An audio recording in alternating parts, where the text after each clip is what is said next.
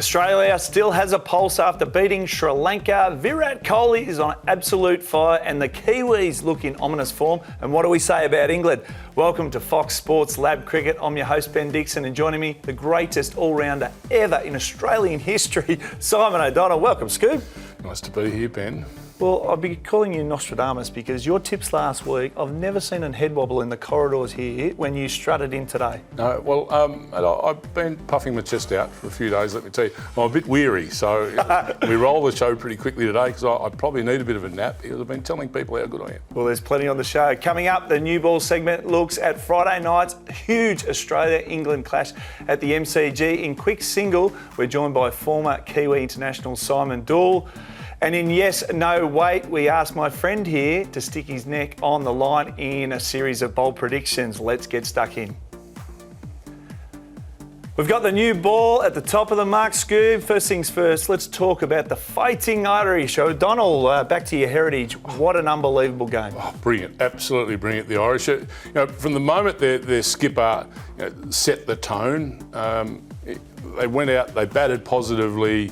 I wasn't sure whether 157 was enough, and then sort of 5 or 6 overs in, you thought, well, hell, I think it is enough. And they really dictated every part of the game. They're absolutely brilliant. They deserved their win, albeit you're probably a little bit's taken away from it because it was under the DLS method. But what Ireland did from ball one to when the rain intervened, they outplayed England in every facet of the game. Couldn't agree with you more on that. Now, Finch anchored our Perth win.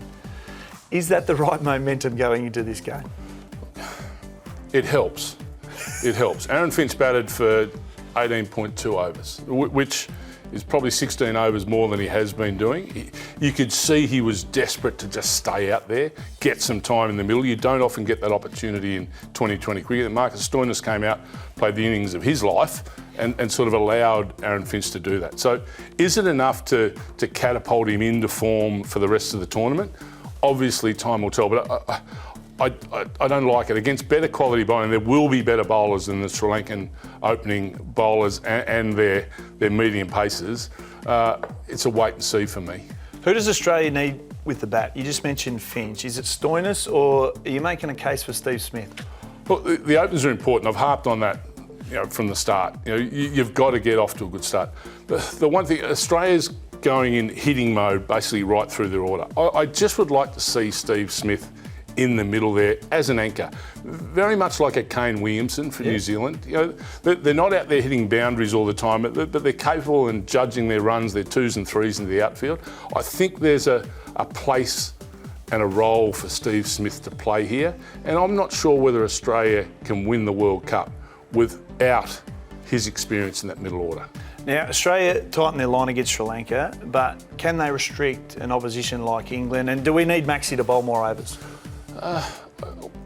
This is where I think we're being over-analysed and over-coached a touch. Mitchell Starc, if you're a batter, when you walked out and you saw Mitchell Starc standing at the end of his run, you start to think, well, if he bowls one of those non-playables, we're off to a horror start. And everyone in the dressing room is thinking the same thing.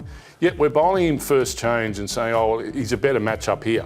I'll tell you where his matchup is best, against the two opening batsmen and the opposition, because I think he has a mental ability over them because of what he can do. And I think Australia needs that from a positivity point of view going forward.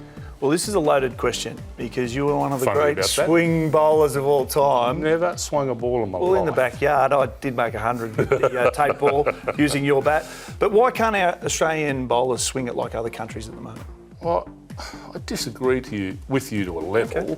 Mitchell Starc can swing the ball, and that's his key ingredient. When you bowl in the subcontinent, you bowl in England, you're taught to bowl the ball further up. In the subcontinent, you're not going to get any bounce. So you've got to try and get some swing. So they become more proficient at what they do in swinging the ball in the subcontinent, as silly as that sounds. And then in England, that's very much the way you play cricket. You're bowling a metre further up than you do in Australia. Here we like to bowl into the deck, make it bounce, and that's what you see the majority of our quicks do. But Mitchell Starc is the one guy that can swing a cricket ball. Well, if it's going to be England's night, who does the damage with the bat and the ball? England need Hales, they need Stokes, they need Butler to fire. two of those three fire, they win the majority of their games. But the heat's on them now. Australia's got a sniff again with Ireland beating England. Yeah, but true. I can't see England playing as poorly as that again. So those three guys, the pressure comes on them now. They're very experienced T20 cricket. They came here with plenty of pats on the back that they can lead England to Cup glory. They've now got to stand up. All right, I'm going to put you on the spot. Who wins and why? I think England win. Come on. And the reason I think England win, I don't think they can play as poorly again. They're the second top-ranked 2020 side in the world coming into this tournament. They've just been beaten by the 12th. I think that, if anything, will just bring the best out of them. So I think they're going to be really hard to get over at the MCG. That is an incredible spell from Simon O'Donnell with the new ball. The betting brand for sports fans. That's better. Gamble responsibly. It's quick single time. What a pleasure to welcome former New Zealand international Simon Doull to the show. Welcome, Simon. Thanks very much. Nice to be here. Simon, I'm going to get straight into it. Unlike my learned friend here who tips against Australia every week, can the Kiwis win the tournament? After the way they played against Australia, you'd think they probably can. I didn't think they would. I didn't think they could, and I didn't see that performance against Australia coming at all. The record that we have here, the way we've played in Australia against Australia has been really poor, and so I didn't see it coming. But it surprised me. They got the bowling attack to do it. I didn't think they had the batters to, but now maybe I believe. I just love the balance of the Kiwi team at the moment, and particularly when you get young Finn Allen and Devon Conway at the top of the order perform the way they did against one of the better 2020 attacks in the world, first game of a World Cup. That just shows me that there's a side here with plenty of confidence. Well, Conway's a gun. I mean, absolute gun. We've been waiting for him for a long time through that sort of qualification process from South Africa to New Zealand. Finn Allen was the surprise to me, but what I did notice is there was no Aussie hang-up. He hadn't played Australia, hadn't been sort of beaten up by Australia in history. So to me, that was a surprise. And he doesn't need to bat 8, 10, 12 overs. He's got to get New Zealand 40 off 15, 30 off 10. And then Kane Williamson and Conway can kind of control things from there. We've got a little bit of power coming back in with the likes of Phillips and Neesham and those sorts of players. So that's his job, and he did it beautifully. I think your batting lineup is super organised. Let's have a look at your bowling lineup, led by Trent Boult. He's just a star. Have you got the options during the World Cup to throw that around a bit and put some firepower up front with him? Yeah, well, they'll go with Southee in general terms because the ball swings a little bit and it generally only swings for 1 or 2 overs. So that's why they'll tend to go with Tim Southee. The option is to bring Adam Milne in and leave one of the spinners out. It's probably going to be Sodhi if they play perhaps Sri Lankan game. They might bring Adam Milne in for some more pace. So they've got genuine pace at 2 ends if they want through the middle with Lockie Ferguson and Adam Milne, and maybe leave a spinner out against the sides that play spin slightly better. I think that's the only option they'll take and change. And Daryl Mitchell's fit again after what he did in the World Cup in UAE last year. He's fit again, so he's another option to come in the middle order for Chapman. Let's move on to India, South Africa. Simon, they play in Perth. Virat Kohli, are we likely to see more fireworks from the great man? Well, South Africa have got the wood on India of late. They've been one of the few sides that have really beaten them consistently. I think they're a terrific side. South Africa are the team for me that could go all the way. This is not the year for them to, dare I say it, go that way. I know they may breathe heavy as the tournament goes on, the South Africans. But the Indians, when they're full of confidence, they're so hard to beat anywhere in the world. And that Kohli innings, you just feel that it lifted everyone. The reaction of the players was, they look a really united front, and that's not always the case with the Indians. I thought when they lost Bumrah that it was going to be sort of their tournament over. I just didn't see anything right up front and at the death that they could replace Bumrah with. Was Shami back? Yes, but he can go the distance. Bhuvaneshwar Kumar not got the pace that he once had.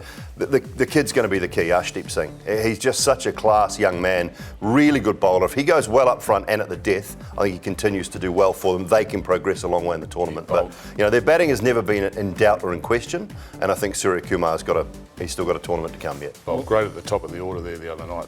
Outstanding. The MCG. Great to have you on, Simon. Hopefully we can have you on a little bit more if we can follow you in from Dubai. We'll just check the budget on that one. There you have it, all the mail you need on the 2 games that can shape the course of this tournament. The betting brand for sports fans. That's better. Gamble responsibly. It's yes, no, wait time as we turn the screws up on Simon O'Donnell once again. Scoob, is it a yes for Australia to take the second semi-final spot? No, I don't think it is. There's still a lot to play out here. The Australia-England game at the G is massive, absolutely massive. Australia, I don't think they've completely got it together yet, and I'm thinking there's still a massive question mark on who gets that second spot. It'll be Australia or England. At the moment, I'm leaning towards England. All right. Is it a no to finding a way to negate Virat Kohli? He couldn't have started the tournament in a better way. To do what he did at the MCG, that was just brilliant. So what happens now is the rest of the Indians feed off him. So if they had a weakness, I think that's now been put to bed. They'll follow Virat. Now, whether Virat's the man, he's had the springboard emotionally to get them all up. India are going to be tough to toss.